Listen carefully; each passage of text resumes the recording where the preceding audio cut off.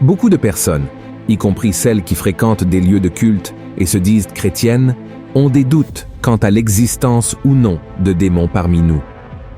Pour beaucoup, Satan et ses démons sont des figures mystiques, créées par l'imagination populaire uniquement pour susciter la peur et éviter que les gens commettent certaines actions qui ne sont pas approuvées par Dieu.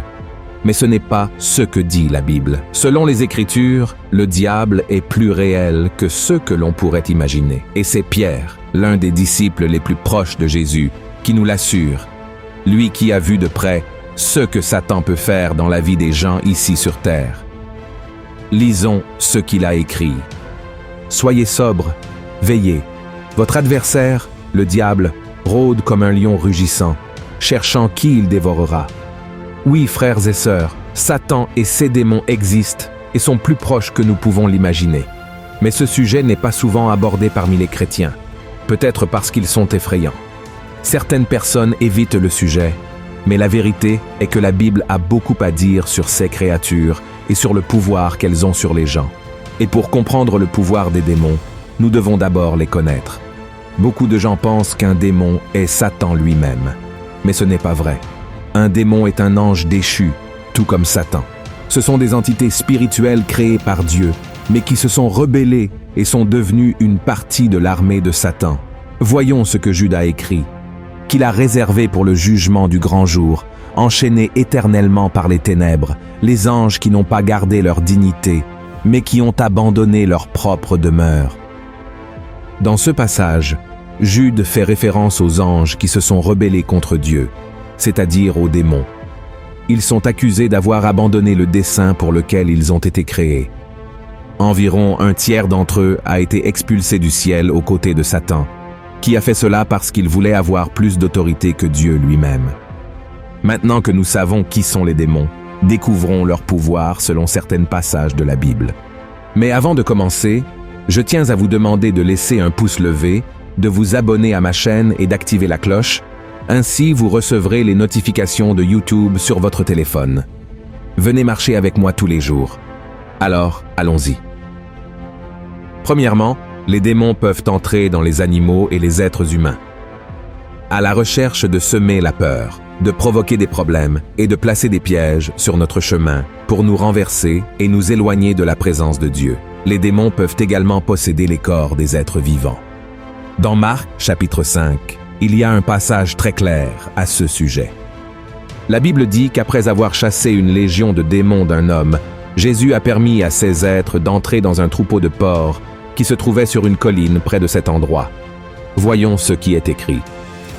Et il lui demanda, « Quel est ton nom ?»« Légion est mon nom, lui répondit-il, car nous sommes plusieurs. » Et il le priait instamment de ne pas les envoyer hors du pays.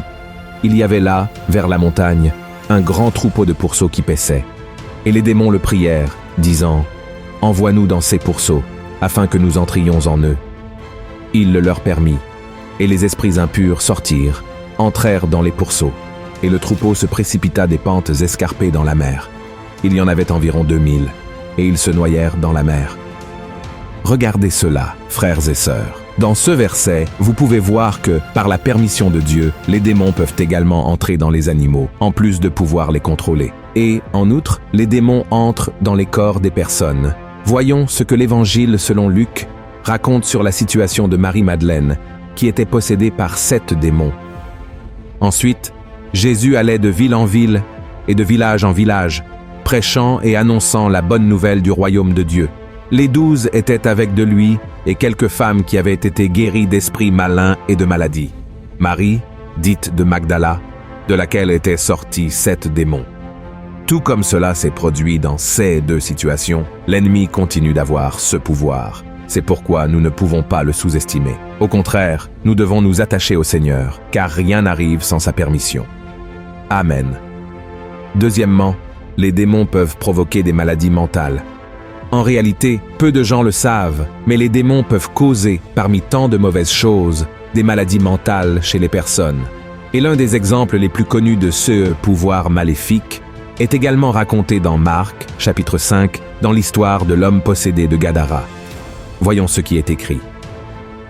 Aussitôt que Jésus fut hors de la barque, il vint au-devant de lui, un homme, sortant des sépulcres, et possédé d'un esprit impur. Cet homme avait sa demeure dans les sépulcres, et personne ne pouvait plus le lier, même avec une chaîne, car souvent il avait eu les fers aux pieds, et avait été lié de chaînes, mais il avait rompu les chaînes et brisé les fers, et personne n'avait la force de le dompter. Il était sans cesse, nuit et jour, dans les sépulcres et sur les montagnes, criant et se meurtrissant avec des pierres. Regardez ceci, frères et sœurs, cela montre que les démons peuvent nous faire agir d'une manière totalement différente et étrange de celle à laquelle nous sommes habitués.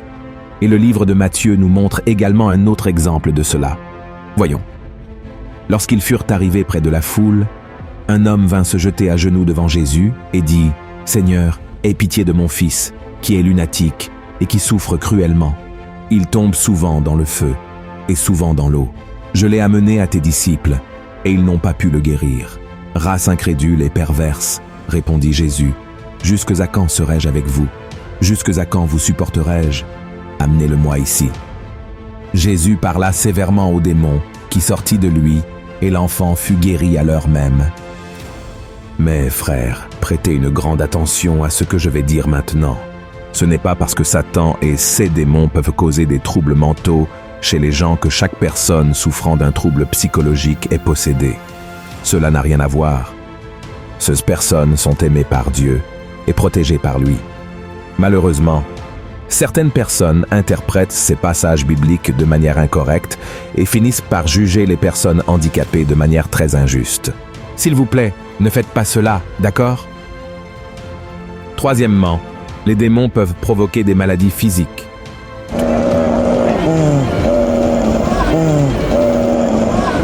Tout comme les maladies psychologiques, les démons sont également capables de provoquer des maladies physiques chez l'être humain. Cela inclut le rendre muet, aveugle, sourd, entre autres. Voyons ce que dit la Bible dans Matthieu, chapitre 4.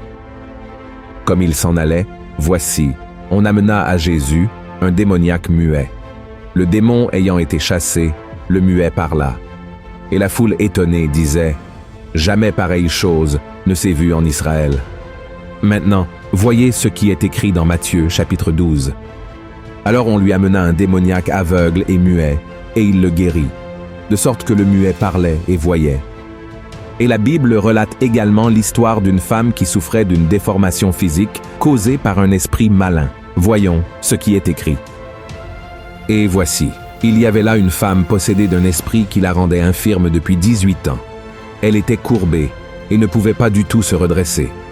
Et immédiatement après, Luc a souligné que la femme souffrait à cause de Satan. Et cette femme, qui est une fille d'Abraham, et que Satan tenait liée depuis 18 ans, ne fallait-il pas la délivrer de cette chaîne le jour du sabbat?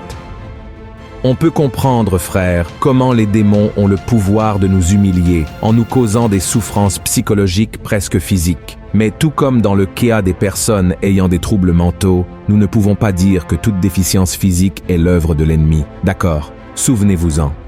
Quatrièmement, les démons peuvent tromper les nations. C'est un pouvoir que tout le monde ne connaît pas, mais qui est beaucoup plus courant que nous pouvons l'imaginer. C'est pourquoi, dans l'Apocalypse, chapitre 16, l'apôtre Jean rapporte ce qui suit. « Et je vis sortir de la bouche du dragon, et de la bouche de la bête, et de la bouche du faux prophète, 3 esprits impurs, semblables à des grenouilles, car ce sont des esprits de démons qui font des prodiges, et qui vont vers les rois de toute la terre, afin de les rassembler pour le combat du grand jour du Dieu Tout-Puissant. » Des nations entières peuvent être détruites par l'action des démons. Et comment cela se produit-il? À travers la corruption, les inégalités sociales, la famine, la cupidité et toutes les autres choses néfastes que l'ennemi sème dans le cœur des dirigeants de ces pays.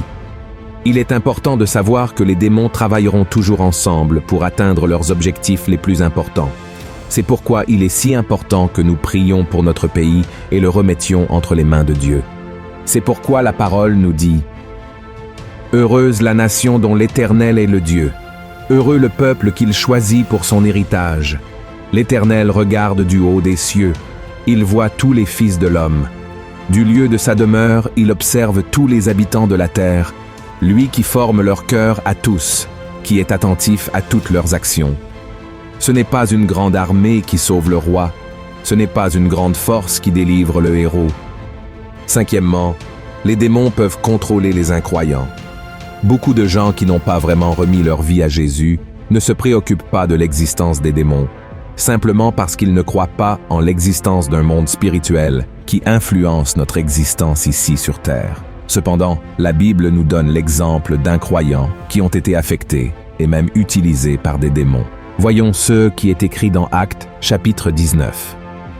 Quelques exorcistes juifs ambulants essayèrent d'invoquer sur ceux qui avaient des esprits malins le nom du Seigneur Jésus, en disant « Je vous conjure par Jésus que Paul prêche ». Ceux qui faisèrent cela étaient 7 fils de Séva, juifs, l'un des principaux sacrificateurs. L'esprit malin leur répondit « Je connais Jésus, et je sais qui est Paul. Mais vous, qui êtes-vous » Et l'homme dans lequel était l'esprit malin s'élança sur eux, se rendit maître de tous deux, et les maltraita de telle sorte qu'ils s'enfuirent de cette maison nus et blessés. Regardez, frères et sœurs, nous devons comprendre que chaque être humain est fondamentalement bon, car il a été créé à l'image de Dieu. Mais à mesure que la personne laisse le péché entrer dans son cœur, elle s'éloigne de Dieu et devient ainsi vulnérable aux actions de l'ennemi. Le diable utilise les personnes qui ne cherchent pas le Seigneur et qui conservent des sentiments négatifs dans leur cœur, tels que la colère, la haine, la révolte, l'envie, les mensonges, les vices, entre autres péchés. Et même si nous ne croyons pas, Satan et ses démons sont derrière tout cela. C'est pourquoi nous devons prier pour ces personnes et implorer que le sang de Jésus nous protège de tous ceux qui sont sous l'emprise des démons. D'accord, je sais que c'est effrayant de penser que le mal a autant de pouvoir, mais en tant que chrétiens, frères et sœurs, nous n'avons pas besoin de nous inquiéter. Christ a tout pouvoir au ciel et sur la terre, et il peut exiger que les démons s'éloignent de nous en un instant. C'est pourquoi il est si important de suivre les enseignements de Christ, de croire en sa parole et d'être fidèles en tout, afin que nous puissions vaincre les forces spirituelles du mal qui tentent de nous nuire. Amen. Nous devons toujours être attentifs aux ruses de Satan et ne jamais sous-estimer son pouvoir, mais nous rappeler toujours qu'il n'est pas tout-puissant. Ce pouvoir appartient uniquement à Dieu. Et depuis que Jésus est venu dans le monde, le diable a tout fait pour le vaincre, le battre et l'empêcher d'accomplir la volonté de Dieu. Mais son plan a été contrecarré lorsque le Christ est mort pour nos péchés et est ressuscité. Alléluia. Alors, mes chers frères et sœurs, si nous sommes fermes avec le Christ, nous serons plus que vainqueurs. Amen. Si vous avez aimé ce message, partagez-le avec vos amis, votre famille et abonnez-vous à ma chaîne. Que Dieu vous bénisse.